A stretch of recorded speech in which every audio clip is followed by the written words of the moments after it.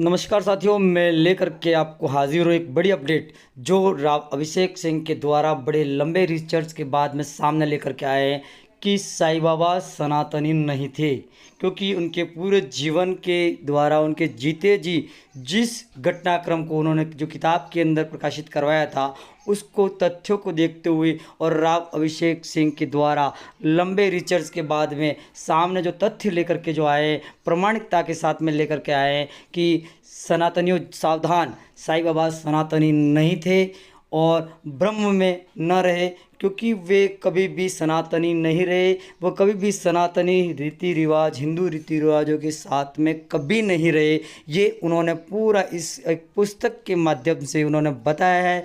आप देखिए उनके राव अभिषेक सिंह के रिसर्च के द्वारा जो उन्होंने तथ्य यहाँ पर प्रमाणित किए हैं और उन्होंने बिल्कुल सटीकता के साथ में उन्होंने पूरे सनातनियों को सावधान और सहज करने का प्रयास किया है। ऐसे ही अभिषेक सिंह राव ने कई बार एक सनातनी और हिंदुत्व मुद्दे को प्रखरता से रिसर्च करने के बाद में अच्छे तथ्य सामने प्रकट करते हैं और आप स्वयं ही सुनिए उनकी मुँह जुबानी से राव अभिषेक सिंह के श्रीमुख से।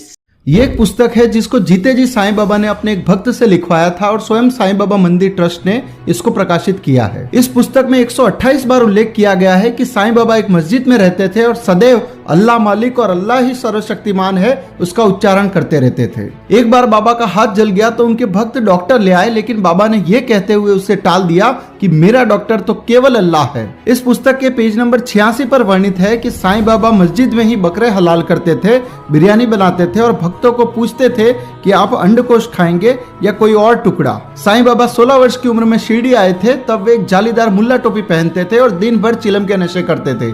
तब शिरडी के लोग उन्हें कोई बाबा बाबा नहीं बल्कि एक पागल ही समझते थे और पूरे शिरडी में वे पागल के नाम से ही विख्यात थे। आप इस पुस्तक के पेज नंबर 64 पर इस जानकारी को पढ़ सकते हैं। इस पुस्तक से ऐसा ज्ञात होता है कि साईं बाबा को हिंदू धर्म, हिंदू प्रतीकों, हिंदू त्योहारों से नफरत थी। पेज नंबर 85 पर वर्णन है कि वो कभी अपने माथे पर टीका नहीं लगाने देते थे, बल्कि ऐसा करने पर गुस्से में पूजा की थाली तक फेंक देते थे। एक बार रामनवमी के कार्यक्रम के दौरान जब गुलाल वर्षा हो रही थी तब थोड़ा सा गुलाल साईं बाबा पर भी गिर गया तो बाबा एकदम से गुस्सा होकर गालियां देने लग गए। इसके अलावा साईं बाबा लोगों पर पत्थर भी मारते थे और उनकी तहे दिल से एक इच्छा थी कि सभी को मुसलमानों की तरह खतना करवाना चाहिए।